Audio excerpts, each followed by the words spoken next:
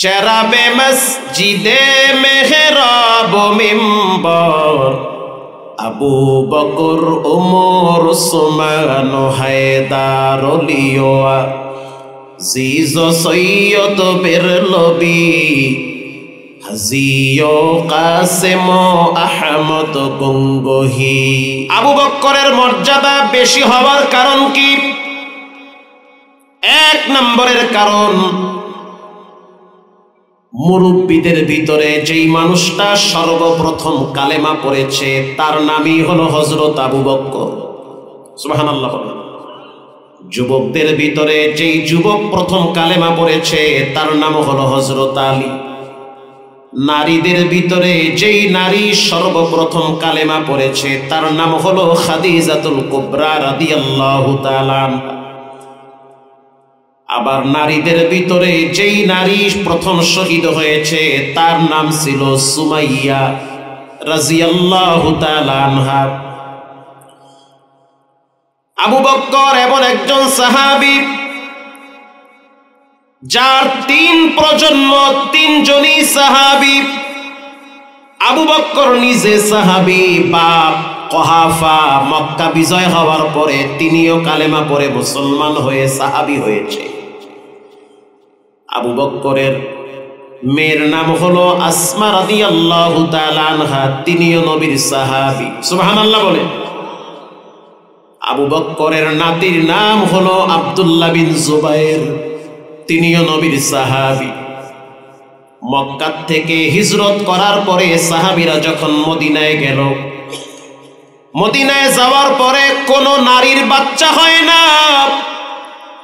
মুনাফিকরা চতুর্দিকে ছড়ায়া দিল, মক্কা থেকে যারা মদিনায় আসছে তাদের তো বাচ্চা হয় না, অতএব তাদের কপালে শনি আছে, তাদের লক্ষণ ভালো না, তারা ভাইরাস নিয়ে মক্কা থেকে আসছে। যেই নারীর সর্বপ্রথম বাচ্চা হয়েছে ওই নারী হলো হযরত আবু বকরের কন্যা।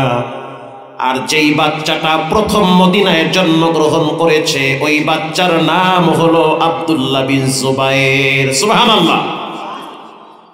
বাচ্চা হওয়ার পরে আবু বকর বাচ্চারে নিয়ে নবীর কাছে গেছে। আল্লাহর হাবিব ওই বাচ্চার কানের ভিতরে আযান লাগায়া দিছে, আল্লাহু আকবার। বাম কানে ইকামত লাগায়া দিছে। আব্দুল্লাহ বিন জুবাইর যখন বড় হয়েছে, বড় হওয়ার পরে তার সমকালীন একজন জালেম ছিল যার নাম ছিল হাজ্জাজ বিন ইউসুফ। হাজ্জাজ বিন ইউসুফ প্রথম তাকে প্রস্তাব দিল যে তুমি আমার কুকর্মগুলো মেনে নাও। আব্দুল্লাহ বিন জুবাইর ডাক দিয়া বলে, সাবধান, আমি আবু বকরের নাতি, আসমার সন্তান, আমি কখনোই বাতিলের সামনে মাথা নত করতে পারি না। আল্লাহু আকবার বলে। আল্লাহু আকবার। আব্দুল্লাহ বিন জুবাইরকে 70 বছর বয়সে হাজার হাজার মানুষের সামনে শিরচ্ছেদ করেছে, মাথাটা দেহ থেকে আলাদা করে দিয়েছে, শহীদ করা হয়েছে। যখন তাকে শহীদ করবে তার আগ মুহূর্তে হাজ্জাজ বিন ইউসুফ বলল, শেষবারের মতো সময় দিলাম, তুমি আমার সমস্ত কর্মকাণ্ডগুলো মেনে নাও। আব্দুল্লাহ বিন জুবাইর বলে, সাবধান, যেই জমিনে রাসূলুল্লাহর কদম পড়েছে, যেই জমিনে আবু বকর ঘুমায়, যেই জমিনে ওমর ওসমানের কদম পড়েছে, ওই জমিনকে তুমি নাপাক বানাইতে পারবা না। আল্লাহু আকবার বলেন। প্রয়োজনে আমি জীবন দিয়ে দিব, তারপরও তোমার কোনো কার্যকলাপ আমি বরদাস্ত করব না। এটা বলার সাথে সাথে হাজ্জাজ বিন ইউসুফ বলে, প্রস্তুতি গ্রহণ করো, হাজার হাজার মানুষের সামনে তোমাকে হত্যা করা হবে। আব্দুল্লাহ বিন জুবাইর বলে, জালেম শুনে নাও, মুমিন তো কোনোদিন মৃত্যুকে ভয় পায় না। তুফাতুল মুমিনুল মাউত, মৃত্যু হলো মুমিনদের জন্য উপহার, হাদিয়া। সুবহানাল্লাহ বলে। মৃত্যুকে ভয় পাবে তারা যারা জুলুম করে, যারা নির্যাতন করে, যারা মানুষের রাতের ঘুম হারাম করে, যারা মানুষকে কষ্ট দেয়, যারা মানুষের অধিকার নষ্ট করে, যারা মানুষের বাক স্বাধীনতা কেড়ে নেয়, এরা তো মৃত্যুকে ভয় পায়, কারণ মৃত্যু হওয়ার সাথে সাথেই তো এদের জন্য জাহান্নামের আগুন রিজার্ভ করা হবে। আর মুমিনদের জন্য হলো মরণটা নেয়ামত। মুমিন মরতে দেরি, রবের সাথে সাক্ষাৎ হতে দেরি হবে না। মুখ খুলে বলেন সুবহানাল্লাহ।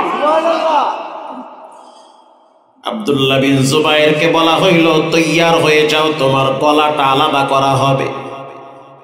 হাজ্জাজ বিন ইউসুফকে বলল, 2 রাকাত নামাজ পড়ার সময় দাও। আব্দুল্লাহ বিন জুবায়ের 2 রাকাত নামাজ পড়ার সময় চাইল। হাজ্জাজ বিন ইউসুফ বলে, সময় দেওয়া হবে না, সময়টা দেওয়া হবে না, টাইম দেওয়া হবে না, 2 রাকাত নামাজ পড়বা সেই সুযোগ হবে না। আব্দুল্লাহ বিন জুবায়ের চিৎকার মেরে বলল, নামাজ পড়তে দিবা না তো কি হয়েছে? আমার দিলের খবর তো আমার মাওলায় জানে। সুবহানাল্লাহ। আব্দুল্লাহ বিন জুবায়ের তার চেহারাটা কিবলার দিকে যখন ফিরাইতে চায়, যখন তার চেহারাটা পশ্চিম দিকে ফিরাইবে, হাজ্জাজ বিন ইউসুফ তখন তদানীন্তন সময় যিনি জল্লাদ ছিল তাকে বলল, তীর মাইরা চেহারাটারে অন্যদিকে ফিরাইয়া দাও। নাউজুবিল্লাহ বলেন। যখন তীর মারল, তীরটা এসে এদিক দিয়া ঢুইকা এদিক দিয়া বের হয়ে গেছে। আব্দুল্লাহ বিন জুবায়ের তখন পরিষ্কার জানায় দিল, ফাওয়াল্লি ওয়াজহাকা শাতরাল মাসজিদিল হারাম,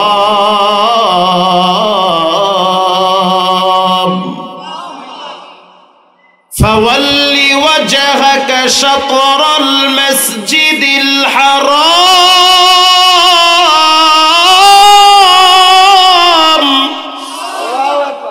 তুমি চেহারাটা যেই দিকে ঘুরাও সেই দিকে তোমার রব আছে না নাই?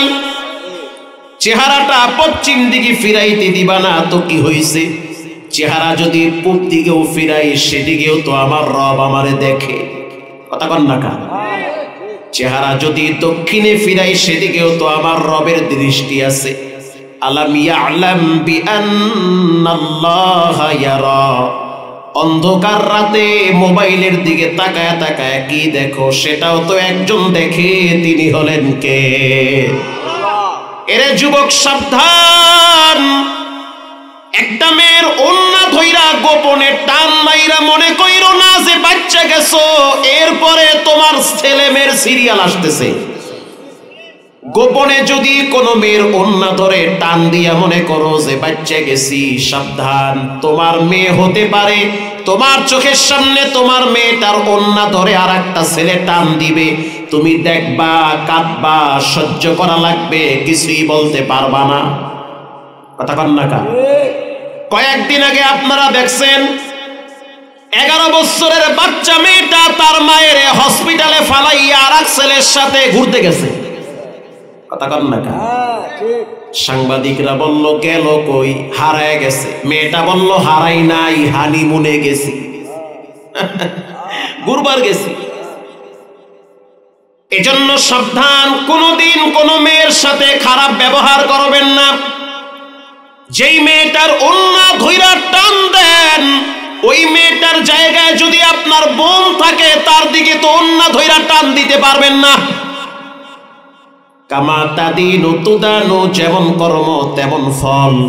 কুল্লু নাফসিন বিমা কাসাবাত রহিনা, প্রত্যেকটা মানুষ সে তার কৃত কর্মের কাছে ধরা। গোপনে করলেও ধরা, প্রকাশ্যে করলেও ধরা। যুবক সাবধান, একবার অপরাধ করার আগে 13 বার চিন্তা করবা। তোমার অপরাধের শাস্তি তুমি একা পাবা না, তোমার ফ্যামিলিও পাইতে পারে। আব্দুল্লাহ বিন জুবায়ের যখন চিৎকার মেরে বলল, ফাওয়াল্লি ওয়াজহাকা শাতরাল মাসজিদিল হারাম, জল্লাদ তখন বলল, স্যার কি করব? জালেম হাজ্জাজ বিন ইউসুফ বলল, চেহারাটারে মাটির সাথে দাবায়া ধরো। এবার আব্দুল্লাহ বিন জুবায়ের নবীর সাহাবী, আবু বকরের নাতি, রক্তের তো একটা গরম আছে, বংশের তো একটা গরম আছে, আছে না নাই? যখন চেহারাটারে বালুর ভিতরে ডাবায়া দেওয়া হইল, তখন আব্দুল্লাহ বিন জুবায়ের চোখের পানি ছেড়ে দিয়ে বলল, শুনে নাও, মিনহা খালাকনাকুম ওয়া ফিহা নুঈদুকুম ওয়া মিনহা নুখরিজুকুম তারাতান উখরা। মিনহা খালাকনাকুম ওয়া ফিহা নুঈদুকুম ওয়া মিনহা নুখরিজুকুম তারাতান উখরা। আরো আওয়াজ দিয়ে বলেন আল্লাহু আকবার। আমার চেহারাটারে মাটির সাথে দাবায় রাখলে হবে কি? আমি তো মাটির তৈরি, ঠিক না বেঠিক? আবার আমার জান যখন বেরিয়ে যাবে তখন আবার মাটির সাথে মিশে যাব। আব্দুল্লাহ বিন জুবায়েরকে যখন হত্যা করা হইল প্রকাশ্যে, হত্যা করার আগে আব্দুল্লাহ বিন জুবায়ের চিৎকার মেরে বলল, দয়ার মালিক আল্লাহ, যারা আবু বকরের নাতিকে হত্যা করতেছে প্রত্যেকটা জালেমকে আপনি দেইখা রাখেন, কাউরে আরামে ঘুমাইতে দিবেন না, কাউরে আরামে ঘুমাইতে দিবেন না, প্রত্যেকের প্রাপ্য আপনি জমিনে বুঝাইয়া দিবেন। এই জমিনে যারা জুলুম করছে কেউ আরামে বর্তমান ঘুমাইতে পারে না। আসতে বলবেন না, জোরে বলেন ঠিক না বেঠিক? এজন্য জুলুম করা যাবে না। জুলুম হলো মারাত্মক অপরাধ, জুলুমের শাস্তি দুনিয়ায় তাই দিবেন কে?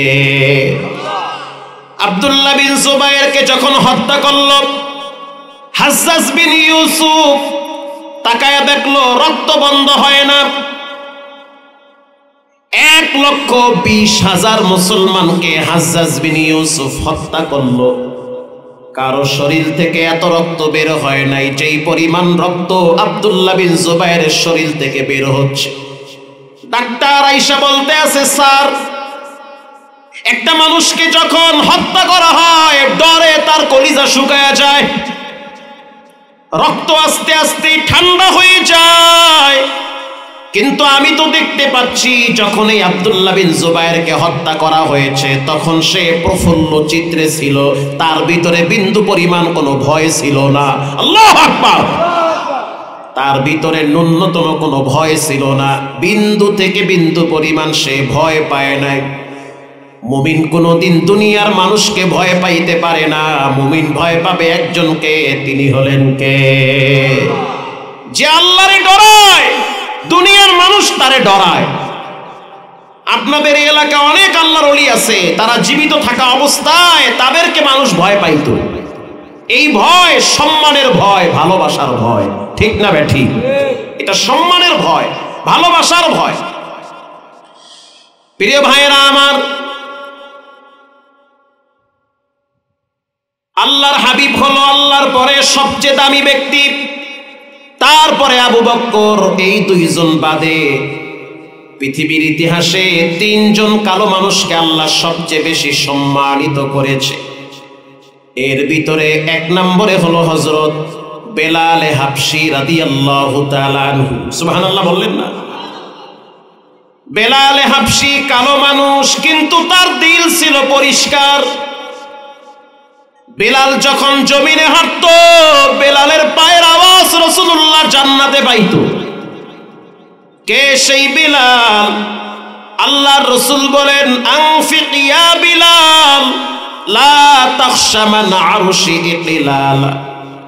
ও বেলাল, যদিও তুমি গরিব মানুষ তারপরেও তুমি আল্লাহর রাস্তায় ব্যয় করো। আল্লাহর রাস্তায় যদি ব্যয় করতে পারো আরশের মালিক তোমার পকেটটাকে ভরে দিবে। ব্যয় করো। গরিব হইছো কি হইছে, একটা খেজুর হইলেও দান করো। দানের কারণে আরশের মালিক গুনাহকে মাফ করে, আল্লাহর রাগ বান্দার উপরে ঠান্ডা হয়ে যায়। কখনোই দানের ক্ষেত্রে না বলবেন না। আমি তো শুনতেছিলাম আপনারা অনেকেই দান করতেছিলেন। আল্লাহ আপনাদের প্রত্যেকটা টাকার ভিতরে বরকত দান করুন। আল্লাহ আপনাদের দানে পরিপূর্ণ বারাকা দান করুক, আমিন বলে। পৃথিবীর ইতিহাসে তিনজন কালো মানুষের দাম অনেক বেশি। একজনের নাম বিলাল, আর একজনের নাম হলো লোকমান হাকিম রহমাতুল্লাহি আলাইহি। কে সেই লোকমান? যার বাড়ি হলো ইথিওপিয়ায়। লোকমানের মর্যাদা এত বেশি যে লোকমান সম্পর্কে কোরআনে আল্লাহ পাক অনেক আয়াত উপদেশমূলক নাজিল করেছে। শুধু তাই না, লোকমানের নামে কোরআনে একটা সূরাই নামকরণ করা হয়েছে। জোরে বলেন সুবহানাল্লাহ। সেই সূরাটার নাম হলো সূরা লোকমান। ওয়ালাকাদ আতাইনা লুকমানাল হিকমাতা আনিশকুর লিল্লাহ। লোকমান হাকিম তিনি একজন শুকরগুজার বান্দা, সবের বান্দা। বিপদে পড়লে, মুসিবতে পড়লে গোপনে আল্লাহর কাছে শেয়ার করে, মানুষের কাছে শেয়ার করে না। লোকমান হাকিমের অন্যতম একটা গুণ ছিল, মানুষের মাঝে হাসি বিতরণ করত, সুখ বিতরণ করত, আর মনের কষ্টের কথা গোপনে রাত্রিবেলা সিজদায় গিয়া শেয়ার করত। মানুষের মাঝে তিনি হাসি বিতরণ করত, মানুষের মাঝে তিনি সুখ বিতরণ করত। ভাই কেমন আছেন? আলহামদুলিল্লাহ, অথচ ঘরে খাবার নাই। ভাই কেমন আছেন? আলহামদুলিল্লাহ, অথচ সন্তান কথা শোনে না। ভাই কেমন আছেন? আলহামদুলিল্লাহ, অথচ বেচারা ডায়াবেটিসে আক্রান্ত। ভাই কেমন আছেন? আলহামদুলিল্লাহ, অথচ বেচারায় বিভিন্ন রোগে আক্রান্ত। মানুষের মাঝে সুখ বিতরণ করে আর মনের কষ্টের কথা গোপনে দরজা লাগাইয়া সিজদায় গিয়া শেয়ার করে। সুবহানাল্লাহ বলে, সিজদায় গিয়া শেয়ার করে। 2017 সালের অক্টোবর মাসে যখন আমি কিশোরগঞ্জ থেকে বয়ান করে ঢাকায় ঢুকতেছি, ওই সময় অক্টোবর মাসের শেষের দিকে হালকা ঠান্ডা পড়েছিল, আবার হালকা বৃষ্টিও পড়েছিল। ফজরের নামাজ পড়ার জন্য কুড়িল ফ্লাইওভারের নিচে একটা ভাঙ্গা টিনের মসজিদ ছিল। সেই মসজিদটায় নামাজের জন্য আমরা যখন ঢুকলাম, তখনো পর্যন্ত ফজরের আজান হয় নাই। কুয়াশা কুয়াশা, হালকা ঠান্ডা বাতাস, আবার বৃষ্টির ফোঁটা। মসজিদের মেইন দরওয়াজা লাগানো, বারান্দার গেটটা খোলা আছে। উযু করার জন্য যখন উযুখানায় গেছি, বুঝতে পারলাম পুরো উযুখানা মসজিদ একেবারে নীরব, কেউ নাই। বিশ্বাস করেন, উযু কইরা যখন বারান্দার দিকে তাকাইলাম, তাকায়া দেখলাম একজন ব্যক্তি শীতের ভিতরে শুকনা কাঠের মতো নামাজে দাঁড়ায় আছে। আমি আশ্চর্য হয়ে গেলাম, প্রচন্ড শীত, আবার বৃষ্টির ফোঁটা, আবার কুয়াশা। এই ঠান্ডার ভিতরে ফজরের আজানের আগে তাহাজ্জুদের টাইমে কে দাঁড়ায় আছে? আমি পিছনে লম্বা টাইম দাঁড়ায় থাকলাম। বাচ্চারা যেমন কান্দে, নাকের আওয়াজ, চোখের পানি একাকার হয়ে যায়, ওই ব্যক্তির নাক টানার আওয়াজ আর চোখের পানি একাকার হয়ে গেছে, নামাজের ভিতরে হেই দিয়া কাঁদতেছে। লম্বা টাইম তিনি নামাজ পড়ল। নামাজ শেষ হওয়ার পর আমি যখন কাছে গেলাম, আমার একটা অভ্যাস, ভালো মানুষ পাইলে আমি তার কাছে দোয়া নেই। যদি মনে করি লোকটা আল্লাহওয়ালা, নেককার, পরেজগার, হোক রিক্সাওয়ালা, হোক ভ্যানওয়ালা, হোক চায়ের দোকানদার, কারণ কে কি করে এই ভেদাভেদ আল্লাহর কাছে নাই। আল্লাহর কাছে বড় পরিচয় হলো তাকওয়া। যার দিল যত ভালো, তার মর্যাদা তত বেশি। লম্বা টাইম নামাজ শেষ করল। নামাজের পরে দেখলাম ফকিরের মতো দুইটা হাত উপরে তুলে দিয়েছে, আর তার চোখের পানি বায়া বায়া, দাড়ি ভিজে তার হাত ভিজতেছে। আমি উকি মাইরা দেখতেছি, এক হাত দিয়া চোখ মুছি, আর এক হাত উপরের দিকে তুলে দিয়েছে। লম্বা টাইম কান্নাকাটি করলো। যেই সমাজের মেয়েরা রাত্রিবেলা 3টা পর্যন্ত ফেসবুকে সময় দেয়, যেই সমাজের যুবকরা রাত্র 2টা পর্যন্ত গুনার প্রতিযোগিতায় লিপ্ত, যেই ঢাকা শহরের অলিতে গলিতে জিনা ব্যভিচার হয়, যেই ঢাকা শহরের নাইট ক্লাবগুলোর ভিতরে নর্তকীদের আওয়াজ পাওয়া যায়, যেই ঢাকা শহরের বারগুলার ভিতরে ক্লাবগুলার ভিতরে মদখোরেরা মাতাল হয়ে টাল হয়ে পড়ে থাকে, ওই সময় তাকায়া দেখলাম ঠান্ডার ভিতরে বারান্দায় একজন ফকিরের মতো 2 হাত তুলে রবের দরবারে কান্দে। পিছনে দাঁড়ায় রইলাম। লম্বা টাইম দোয়া যখন শেষ হয়ে গেল, পাশে একটা নোংরা গামছা, মানে অপরিচ্ছন্ন গামছা, দেখতে সুন্দর না, পুরান একটা গামছা, গামছা দিয়া দেখলাম চোখের পানি মুছলো, নাকের পানি মুছলো। আমি সামনে বাড়াইয়া সালাম দিলাম, মুসাফা করলাম। হাত যখন ধরছি, বিশ্বাস করেন হাত শক্ত শক্ত হাত, মনে হইতে আছে লোহার মতো শক্ত হাত। আমি তার হাতের দিকে তাকায় দেখলাম হাতের ভিতরে ফোসকার মতো পড়ে আছে। আমি বললাম, চাচা আপনি কি করেন? জবাব দিল, হুজুর আমি ঢাকা শহরে রিক্সা চালাই, কখনো কখনো ঠেলা গাড়ি চালাই। এই শীতের ভিতরে না ঘুমাবেন? সে জবাব দিল, হুজুর সে ঘুমাইতে পারে, যার কোনো টেনশন নাই, আমার তো অনেক টেনশন। দিনের বেলায় রিক্সা চালাই পেটের জন্য, রাত্রিবেলা নামাজে দাঁড়ায় কান্দি কবরের ডরে। কারণ এই নিজের হাতে নিজের আব্বারে কবরে ফালায়া রাখছি। যেই দিন বাবারে কবরে রাখছি সেই দিন বুঝছি কবরের মাটি ঠান্ডা। যেই দিন বাবারে কবরে রাখছি সেই দিন বুঝছি এই কবরের ভিতরে কোনো আলোর ব্যবস্থা নাই। যেই দিন আব্বারে কবরে রাখছি সেই দিন বুঝছি 2 পাশের মাটি বড় ভয়ঙ্কর। যেই দিন আব্বারে কবরে রাখছি ওই দিন বুঝছি রাসূল বলেছেন, কেউ যদি গুনার ময়লা নিয়ে কবরে যায়, আও হুফরাতুম মিন হুফারিন নার, কবরের 2 পাশের মাটি এমন জোরে চাপ মারবে হাড্ডিগুলো ভেঙে চুরমার হয়ে যাবে। নাফরমানদের কবরের চিৎকারের আওয়াজ গরু ছাগল শুনতে পায়, বেনামাজি হারামখোর সুদখোরের কবরের আওয়াজ পশু পাখি শুনতে পায়। ওই আওয়াজ যদি আপনি শুনতেন, সংসার করার চিন্তা থাকতো না, সব কাজকাম ফালাইয়া জংলায় গিয়া কাঠ কাইটা হালাল ভাবে জীবন চালাইতেন। এজন্য জীবনে যত অপরাধ করেন না কেন 3টা জিনিস কখনোই ছাড়বেন না। 1 নম্বরে জীবনে কোনোদিন নামাজ ছাড়বেন না। 2 নম্বরে জীবনে কোনোদিন মা বাবার সাথে বিন্দু পরিমাণ বেয়াদবি করবেন না।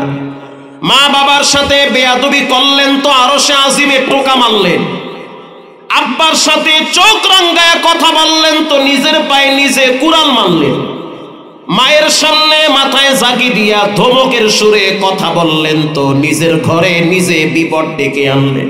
মা যদি কাফেরও হয় তারপরেও তারা মা বাবা, মা যদি পতিতালয়ের বিশ্বাও হয় তারপরেও মা, কথা ঠিক না ব্যাঠিক? তারপরেও মা। বাপ যদি ব্যবহার খারাপ করে তারপরেও বাপ। আমি বলবো আপনার আব্বার ব্যবহার খারাপ, তবে আপনি বলতে পারবেন না। আমি বলবো আপনার মায়ের ভাষা খারাপ, তবে আপনার বলার অধিকার নাই যে আপনি বলবেন আপনার মায়ের ভাষা খারাপ, মুখ খুলতে পারবেন না। মা বাবা যত অপরাধ করুক খবরদার মুখ খোলা যাবে না, এটা ভয়ঙ্কর জায়গা। আগুন দিয়া যেমন মানুষ তবারক পাকাইতেছে, মজার তবারক, আবার এই আগুন দিয়া রব্বুল আলামিন আমেরিকার অঙ্গরাজ্য ক্যালিফোর্নিয়াকে পুইরা কয়লা বানাইছে। কথা আসতে বলবেন না, ঠিক না ব্যাঠিক?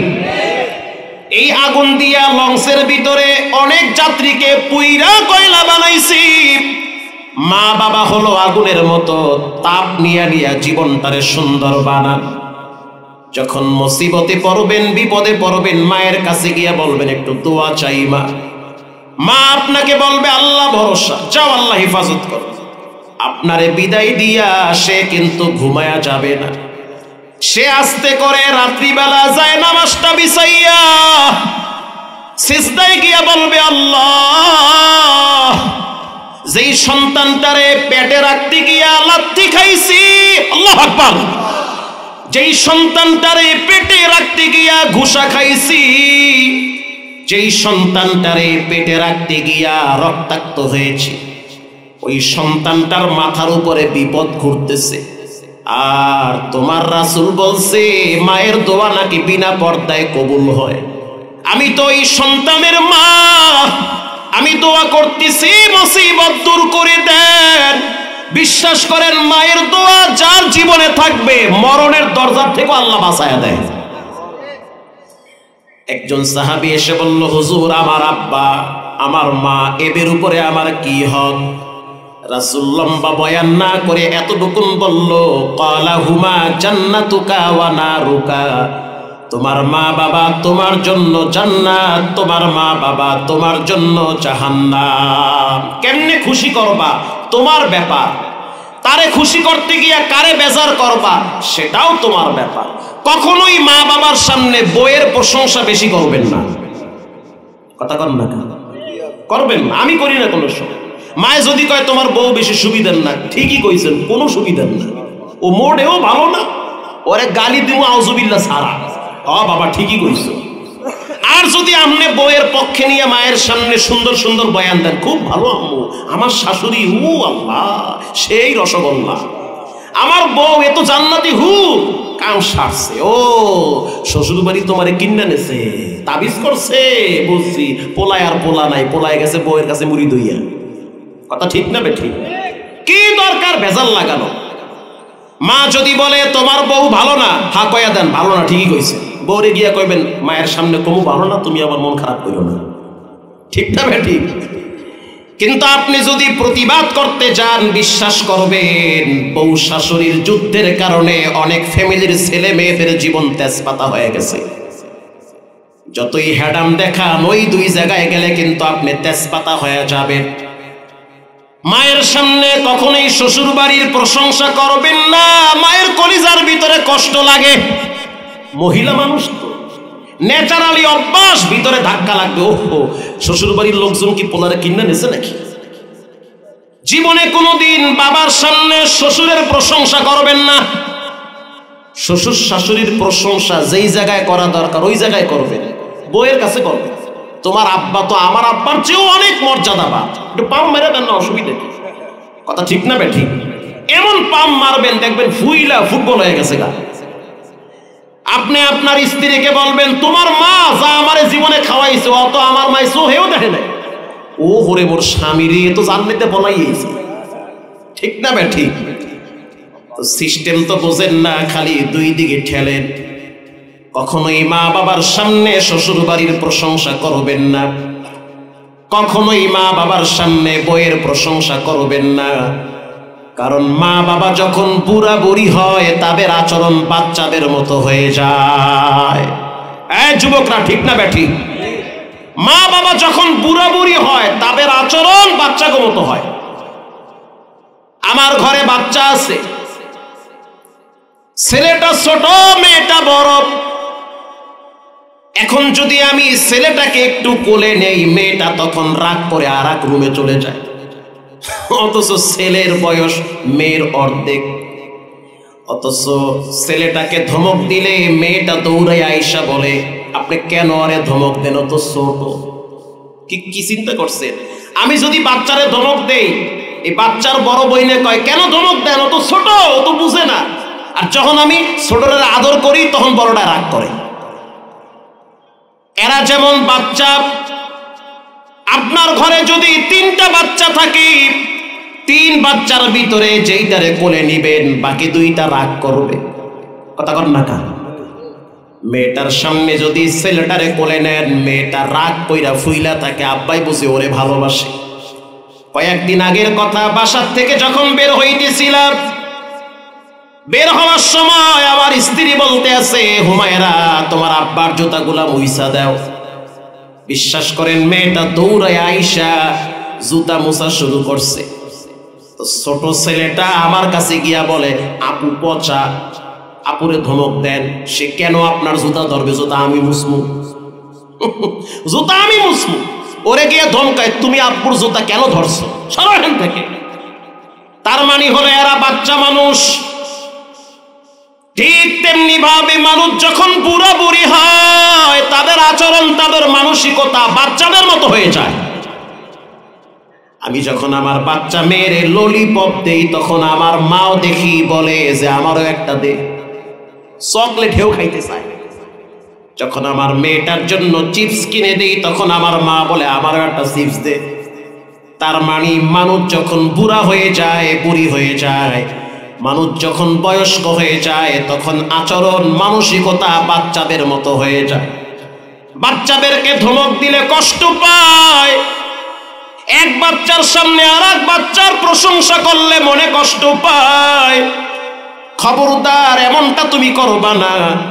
মায়ের সামনে বইয়ের প্রশংসা করবা না, কষ্ট পায়, কারণ তারা বাচ্চা। কথা কর না কা, তারা বাচ্চা। খবরদার এই কাজগুলো কখনোই করবেন না। বাচ্চাকে যেমন ধমক দেন না, বাচ্চাকে যেমন রাগ করেন না, তাদেরকেও রাগ করা যাবে না। বাচ্চা যেমন পায়খানা করে সেই জায়গায় গড়াগড়ি করে, মা তো থাপড়ায় না, বরং পরিষ্কার কইরা বাচ্চাটারে বুকে লাগাইয়া কপালে চুমা দিয়া বলে, বাবা কাঁদবি না, আমি না তোর মা, আমি আছি, তোমার টেনশন নাই। মা বাবা বুড়া বুড়ি হয়ে গেলে পায়খানা প্রস্রাব যদি করে দেয়, তোমার পায়খানার খাতা তোমার মা যেমন মেথরনির মতো সাফ করছে, তুমিও সাফ করবা।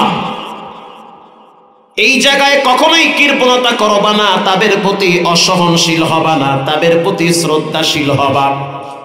রাসূল বলেছেন নামাজ ছাড়বা না, আব্বা আম্মার সাথে বেয়াদবি করবা না। 3 নম্বরে জীবনে কোনোদিন শিরিক করবা না। পৃথিবীর সব গুনাহ মাফ হয়, কিন্তু শিরিকের গুনাহ মাফ হয় না। ঠিক না বেঠিক? শিরিকের গুনাহ মাফ হয় না। 3 জন কালো মানুষের মর্যাদা আল্লাহর কাছে অনেক বেশি। 1 নম্বরে লোকমান। যেই লোকমান দেখতে কালো মানুষ, বেটো মানুষ, চেহারা সুন্দর না, হাজার হাজার মানুষ নিয়ে লোকমান একদিন নসিহত করেন। পিছন থেকে একজন ব্যক্তি দাঁড়ায় বলল, ভাই আজ থেকে 10 বছর আগে আমার সাথে একজন ব্যক্তি বকরি চড়াইতো, দেখতে তোমার মতো, চেহারা তোমার মতো, কথাও তোমার মতো, তুমি কি ওই ব্যক্তি? লোকমান হাকিম নির্দ্বিধায় বলল, 20 বছর আগে আমি বকরি চড়াইতাম। আল্লাহ রাব্বুল আলামিন বিভিন্ন গুণের কারণে আজকে আমাকে এই সম্মানিত স্থান দান করেছে। রাখাল ব্যক্তি বলতে আছে, ও লোকমান, যেই লোকমানের কথা রব্বুল আলামিন কোরআনের পৃষ্ঠায় পৃষ্ঠায় বয়ান করেছেন, আল্লাহু আকবার। লোকমান, তুমি এই মর্যাদায় ভূষিত হওয়ার পিছনে কারণ কি? লোকমান হাকিম বলেন, 3টা গুণের কারণে আল্লাহ আমার মর্যাদা বাড়ায়া দিছে। বলেন কয়টা? 1 নম্বরে, যখন আমি রাস্তা দিয়া চলতাম, তখন আমি আমার চোখগুলারে হারাম দৃশ্য থেকে নিচে নামায়া দিতাম। যখন আমি রাস্তা দিয়া চলতাম, এমন কোন দৃশ্য দেখতাম না যেগুলা দেখলে পাপ হয়। যখন আমি রাস্তা দিয়া হাঁটতাম, হারাম দৃশ্য থেকে নিজের চোখগুলারে নিচে নামাইতাম। কারণ যেই চোখ হারাম দৃশ্য দেখে, ওই চোখের ভিতরে কিয়ামতের দিন রব্বুল আলামিন সীসা গরম কইরা ঢাইলা দিবে। নাউজুবিল্লাহ বলেন। লোকমান হাকিম বলেন 2 নম্বরে, মা ইয়ালফিদু মিন কাউলিন ইল্লা লাদাইহি রাকিবুন আতীদ। আমি আমার জিহ্বাটারে হিফাজত করি, এমন কথা বলি না যেই কথা বললে আল্লাহ কষ্ট পায়, এমন কথা বলি না যেই কথা বললে রাসূল কষ্ট পায়, এই কথা বলা যাবে না। এমন কথা বলি না যেই কথা বললে গুনাহ হয়, পাপ হয়। পারলে চুপ থাকেন, না পারলে ভালো কথা বলেন। অনার্থক ফডর ফডর করা যাবে। প্রতিটা কথার উপরে রেকর্ড হয়। কিয়ামতের দিন কথার কারণে কেউ জান্নাতে যাবে, কেউ জাহান্নামে যাবে। এজন্য হযরত ওমর রাদিয়াল্লাহু তাআলা আনহু এরকম গোরস্থানের পাশ দিয়ে হাঁটতো। আর জিব্বাটাই না বলতো, ও জিব্বা, তোমার কারণে বুঝি আমার জীবন ধ্বংস হইতেছে। কারণ রাসূল বলেছেন, মাইয়াজমাল্লি মা বাইনা লিহইয়াইহি ওয়া মা বাইনা রিজলাইন আদমাল্লাহুল জান্নাহ। কেউ যদি দুইটা জিনিসের জিম্মাদার হয়, এক নম্বরে জিব্বা, দুই নম্বরে লজ্জা স্থান, এই দুইটা জিনিসের জিম্মাদার যেই উম্মত হবে তাকে জান্নাতে নেওয়ার জিম্মাদার রাসূল হবে। সুবহানাল্লাহ, জোরে বলেন।